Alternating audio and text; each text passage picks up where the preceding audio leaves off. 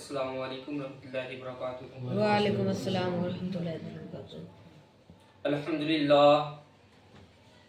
الحمدللہ نحمدہ ونصلی علی رسولہ الکریم، اما بعد فاعوذ باللہ من الشیطان الرجیم، بسم اللہ الرحمن الرحیم۔ یا ایہا الذین آمنوا اتقوا اللہ وکونوا مع الصادقین، صدق اللہ العظیم وصدق رسولہ النبی الامین المکین المبین الکریم، ونحن ولا ذلك لا من الشاہدین والشاکرین، والحمد للہ رب العالمین۔ صبح طیبہ میں ہوئی بٹتا ہے باڑا نور کا، صبح طیبہ میں ہوئی بٹتا ہے باڑا نور کا، صدقہ لینے نور کا آیا ہے تارا نور کا۔ صبح طیبہ میں ہوئی بٹتا ہے باڑا نور کا، صدقہ لینے نور کا آیا ہے تارا نور کا، اور چاند جھک جاتا جدھر انگلی اٹھاتے مہد میں۔ یا حبیب یا رسول اللہ، آپ کی شان تو یہ ہے کہ چاند جھک جاتا جدھر انگلی اٹھاتے مہد میں، کیا ہی چلتا تھا اشاروں پر کھلونا نور کا، کیا ہی چلتا تھا اشاروں پر کھلونا نور کا، اور تیری نسل پاک میں ہے بچہ بچہ نور کا۔ یا حبیب یا رسول اللہ، تیری نسل پاک میں ہے بچہ بچہ نور کا، تو ہے عین نور تیرا سب گھرانہ نور کا، تو ہے عین نور تیرا سب گھرانہ نور کا۔ محترم حضرات، آئیے اس سے قبل کہ میں تلاوت کردہ آیت کریمہ پہ کچھ روشنی ڈالوں، اس حبیب کبریا کے بارگاہ میں درود شریف پڑھ لیا جائے جس کے بارے میں رب کا فتویٰ ہے، وَرَفَعْنَا لَكَ ذِكْرَكَ، اے محبوب ہم نے آپ کے ذکر کو بلند فرما دیا، جس کے بارے میں حضرت جبریل ارشاد فرماتے ہیں قَلَّبَتُ الْأَرْضَ مَشَارِقَهَا وَمَغَارِبَهَا فَلَمْ يَرَ مِثْلَ محمد مصطفیٰ صلی اللہ علیہ وسلم، جس کے ترجمہ ہمارے امام اس طرح کرتے ہیں کہ یہی بولے سدرا والے چمنے جہاں کے تھالے، یہی بولے سدرا والے چمنے جہاں کے تھالے، سبھی ہم نے چھان ڈالے تیرے پائے کا نہ پایا، تجھے یک نے یک بنایا، تجھے یک نے یک بنایا، تجھے حمد ہے خدایا، تجھے حمد ہے خدایا۔ عقیدت و محبت کے ساتھ درود پاک پڑھ لیں، اللہ رب محمد صلی اللہ علیہ وسلم، نقل عباد محمد صلی اللہ علیہ وسلم، صلی اللہ علیہ یا حبیب یا رسول اللہ صلی اللہ علیہ وسلم۔ آج کی یہ محفل ایک سنت ابراہیمی پہ چلنے کے لیے سجائی اور رچائی گئی ہے۔ میں دعا کرنا چاہتا ہوں کہ اللہ رب العزت ان بچوں کے زخم کو جلد بھر دے جو سنت ابراہیمی پہ چل کے اپنے جسم کے حصے کو کٹوا کر خوشی منا رہے ہیں، آمین ثم آمین۔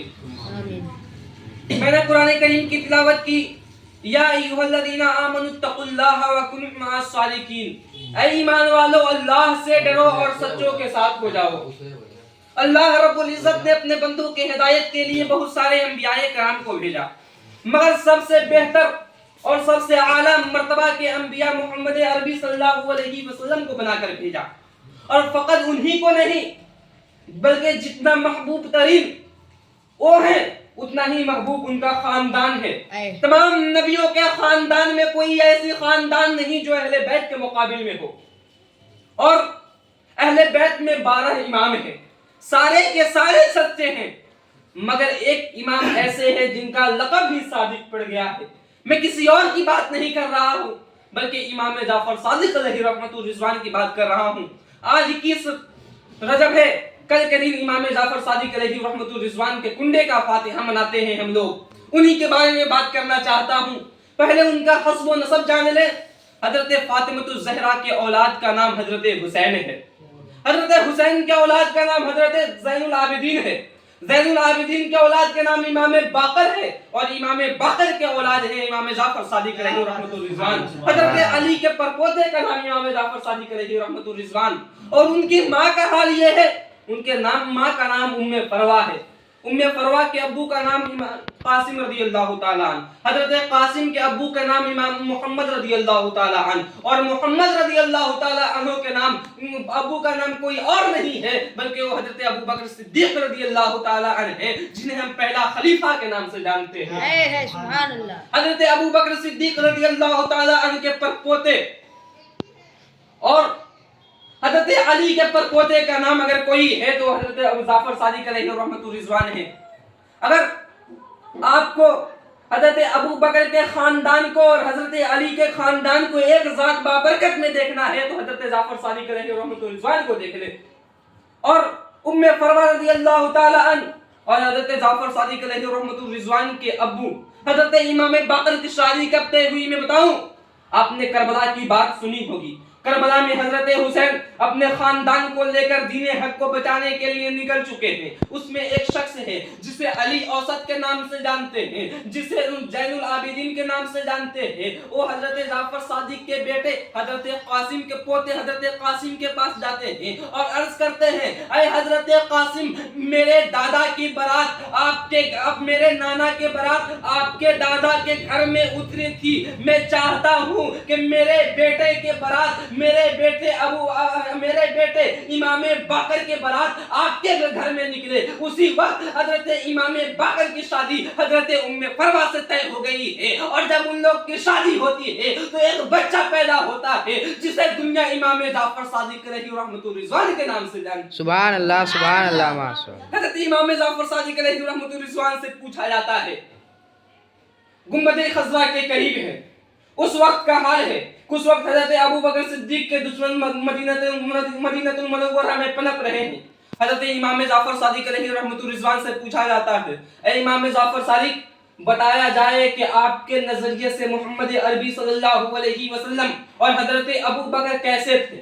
اس کا پوچھنے کا ریزن یہ تھا، وہ سوچ رہے تھے کہ یہاں پہ حضرت ابو بکر کے اتنے دشمن ہیں، اگر امام جعفر صادق ابو بکر کی کوئی تعریف کر دے تو انہیں مار دیں گے۔ یہ سوچ کر وہ سوال کرتا ہے، اے امام جعفر صادق، بتایا جائے کہ محمد عربی صلی اللہ علیہ وسلم اور حضرت ابو بکر کا رشتہ کیسا تھا؟ حضرت امام جعفر صادق گنبد خضرا کی طرف اپنے ہاتھ کے اشارہ کرتے ہیں، اپنے ہاتھ سے اشارہ کر کر بتاتے ہیں، اے سائل، تو پوچھتا ہے کہ حضرت ابو بکر اور محمد عربی صلی اللہ علیہ وسلم ظاہری زندگی میں کیسے تھے؟ ارے دیکھ لو، جیسے ابھی ہے ویسے ہی تھے۔ کہنے کا مطلب یہ تھا کہ مکہ منورہ میں بھی ساتھ تھے، مدینہ منورہ میں بھی ساتھ تھے، ہجرت میں بھی ساتھ تھے، غار سور میں بھی ساتھ تھے، اور جب قبر میں بھی ساتھ ہیں، اور قبر سے اٹھیں گے تو ساتھ ہی اٹھیں گے، اور جنت میں جائیں گے تو ساتھ ہی جائیں گے۔ سبحان اللہ، سبحان وہ اللہ۔ علی کے بیٹے حضرت امام جعفر صادق علیہ رحمۃ الرضوان ہیں،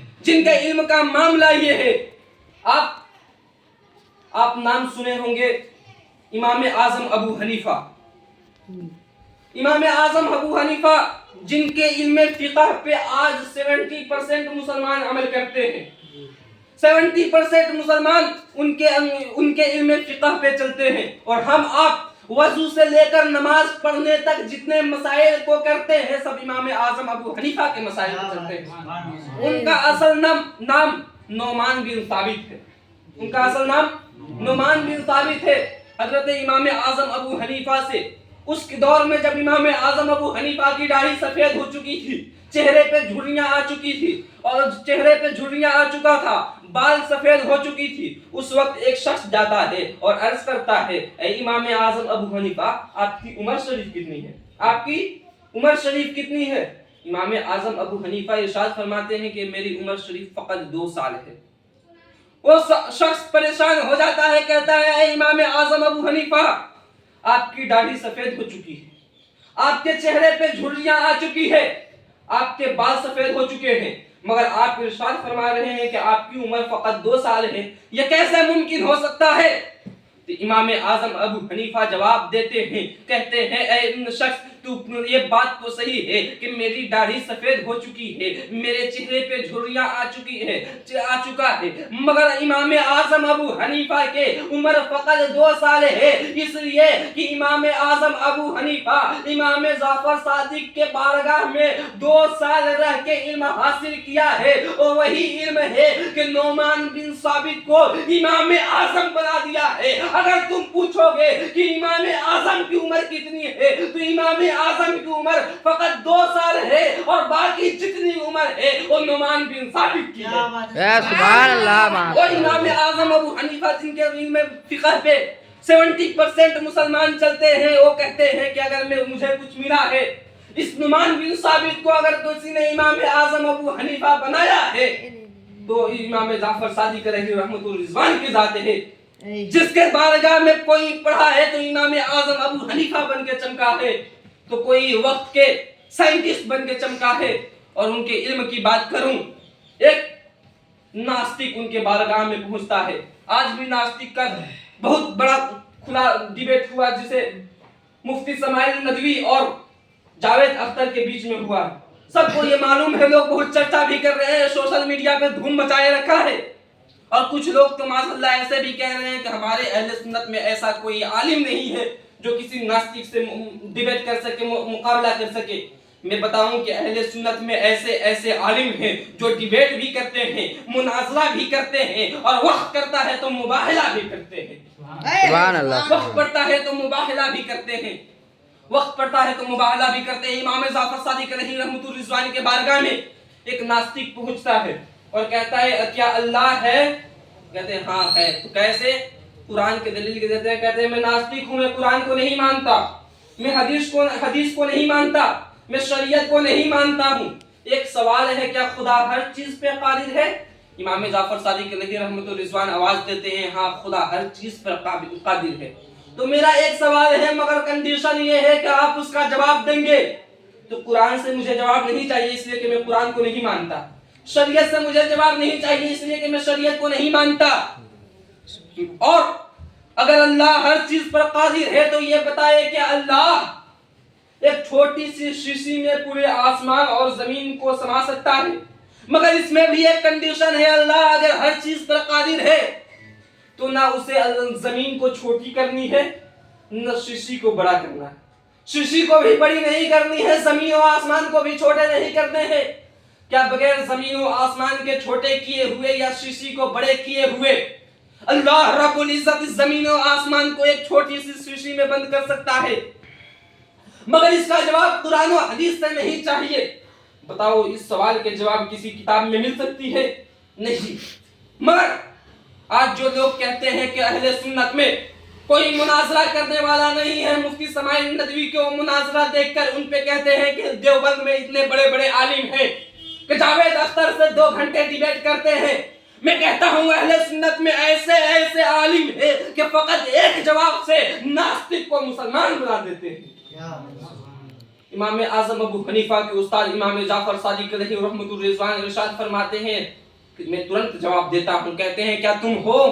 وہ ناستک کہتا ہے میں ہوں. کیا تمہارے پاس وجود ہے؟ کہتا ہے ہاں میرے پاس وجود ہے. کیا تمہارے پاس ہاتھ ہے؟ اس نے کہا ہاں میرے پاس ہاتھ ہے. کیا تمہارے پاس آنکھ ہے؟ اس نے کہا ہاں میرے پاس آنکھ ہے. کہتے ہیں کہ اللہ رب العزت نے آنکھ کو پیدا کیا, اس میں ایک کالی چھوٹی سی پتلی کو بنایا, ایک کالی چھوٹی سی پتلی کو بنایا جس پتلی کے مادھیم سے تم پورے چیز کو دیکھتے ہو, تمام چیز کو دیکھتے ہو اور اپنے مائنڈ میں کلیکٹ کر کے اس کے ثبوت کرتے ہو اور مانتے ہو کہ وہ ہے. اپنے ہاتھ کو دیکھو, وہ اپنے ہاتھ کو دیکھتا ہے اور کہتے ہیں بتاؤ وہ چھوٹی سی پتلی تمہارے اتنے بڑے ہاتھ کو دیکھ رہی ہے, کیا بتاؤ وہ پتلی بڑی ہے کہ یہ ہاتھ بڑا ہے؟ وہ جواب دیتا ہے یہ ہاتھ بڑا ہے. تو وہ کہتے ہیں کہ جس طرح تمہارا اتنا بڑا ہاتھ ایک چھوٹی سی آنکھ کی پتلی میں سما سکتی ہے, اسی طرح اللہ رب العزت پورے زمین و آسمان کو ایک چھوٹی سی شیشی میں سما سکتا ہے. اسی وقت وہ ناستک کلمہ پڑھ کر مسلمان بن جاتا ہے. سبحان اللہ. سبحان اللہ. وہ کلمہ پڑھ کر مسلمان بن جاتا ہے. فقط ایک بات کو میں بتا دوں امام جعفر صادق علیہ رحمت الرضوان کے بارے میں. امام جعفر صادق علیہ رحمت الرضوان اس وقت خلیفہ منصور عباسی، جو یہ سوچتا تھا ان کے بارگاہ میں کبھی بھی امام جعفر صادق نہیں جاتے تھے، بادشاہ کے دربار میں نہیں جاتے تھے، تو وہ اپنا شرم محسوس کرتا تھا، وہ اپنے بارے میں سوچتا تھا کہ مجھے کوئی ویلو ہی نہیں دے رہے ہیں، اس لیے وہ حسد کرتا تھا۔ ایک مرتبہ کام یہ کرتا ہے، اپنے وزیروں سے فیصلہ کرتا ہے کہ امام جعفر صادق کو بلایا جائے، اور جیسے ہی وہ آئیں گے میں اپنے تاج کو اتار کر بغل میں رکھوں گا، تم اس کے سر کو اڑا دینا۔ امام جعفر صادق علیہ رحمت الرضوان علی کے بیٹے کو قتل کرنے کی تیاری چل رہی ہے۔ ایک شخص جاتا ہے اور امام جعفر صادق علیہ رحمت الرضوان کو بلا کر لے آتا ہے۔ امام جعفر صادق علیہ رحمت الرضوان جیسے ہی آتے ہیں گرجدار آواز میں سوال کرتے ہیں اور کہتے ہیں اے خلیفہ منصور عباسی، تو نے مجھے دربار میں کیسے بلا لیا؟ وہ کھڑا ہوتا ہے اور کھڑا ہو کر کانپتے ہوئے بولتا ہے میں نے آپ کے دیدار کے لیے بلایا ہے، آپ کی زیارت کے لیے بلایا ہے، اگر میرے لیے آپ کے خدمت میں کوئی کام ہو تو آپ بتا دیجئے، میں آپ کے کام کو پورا کر دوں گا۔ وہ کہتے ہیں کہ تمہارے لیے ایک ہی کام ہے کہ اگلے بار سے مجھے مت بلانا۔ یہ کہہ کر جیسے ہی پلٹتے ہیں وہ خلیفہ منصور عباسی جو یہ پلان کرتا ہے کہ جیسے امام جعفر صادق آئیں گے ان کے سر کو کاٹ دیں گے، امام جعفر صادق جیسے ہی پلٹتے ہوئے وہ گر کر بے ہوش ہو جاتا ہے، 2 دن تک بے ہوش رہتا ہے۔ وہ وزیر اور وہ جلاد پہنچتے ہیں اور کہتے ہیں اے بادشاہ، تو کہہ رہا تھا کہ امام جعفر صادق آئیں گے، اس میں تاج کو اتار کر رکھوں گا، تم اس کے سر کو گرا دینا، مگر جیسے ہی وہ آتے ہیں تو کانپنے لگتا ہے اور کانپتے کانپتے بے ہوش ہو جاتا ہے۔ آخر ماجرا کیا ہے؟ وہ بادشاہ کہتا ہے کیا تم نے نہیں دیکھا امام جعفر صادق علیہ رحمت الرضوان اکیلے نہیں آئے تھے، بلکہ اس کے ان کے ساتھ ایک اژدہا آیا تھا جو اپنے منہ کو کھولے ہوئے تھا اور عرض کر رہا تھا اے خلیفہ منصور عباسی، تو امام جعفر صادق کو قتل کرنے کی پلاننگ کر رہا ہے، اے یاد رکھنا اگر تم امام جعفر صادق کو کوئی تکلیف پہنچائے گا تو میں تمہارے تخت کے سمیت تمہیں کھا جاؤں گا۔ یہ کہہ کر جیسے ہی وہ اپنے فن کو موڑتا ہے میں گر کر بے ہوش پڑ جاتا ہوں۔ کوئی شاعر نے کہا تھا کہ فانوس بن کے جس کی حفاظت ہوا کرے وہ شمع کیا بجھے جسے روشن خدا کرے۔ سبحان اللہ۔ شمع کیا بجھے جسے روشن خدا کرے۔ اب اسی چند کلمات کے ساتھ میں اپنی گفتگو کو ختم کرنا چاہتا ہوں۔ مجھے بولنے کہنے میں جو بھی غلطیاں خامیاں ہوئی ہو میں توبہ کرتا ہوں، توبہ استغفر اللہ ربی من کل ذنب واتوب الیہ۔ کل امام جعفر صادق علیہ رحمت الرضوان کے نام سے فاتحہ کرائیں، مگر ساتھ ہی ساتھ امیر معاویہ رضی اللہ تعالی عنہ کے بھی نام سے کرائیں، اس لیے کہ امیر معاویہ کو بھی 22ویں رجب کی وصال ہوئی تھی، اور خود امام جعفر صادق علیہ رحمت الرضوان ارشاد فرماتے ہیں کہ میرے گھر میں امیر معاویہ کے نام سلیقے سے لیا جاتا تھا اور ان کے نام سے یاد بھی مناتے تھے اور ہم فاتحہ بھی کرتے تھے۔ تو امام جعفر صادق کے سنتوں پہ چلتے ہوئے امیر معاویہ کے بھی فاتحہ منائیں اور کنڈے کے بھی فاتحہ منائیں، اور خدایا بحق ونی فاطمہ کی برقول ایمہ کرم خاتمہ، اگر دعوتن رد کنی ورقبول منو دست و دامان آل رسول وما علینا الا البلاغ۔ السلام علیکم ورحمۃ اللہ وبرکاتہ۔ کھڑے ہو کر صلاۃ والسلام۔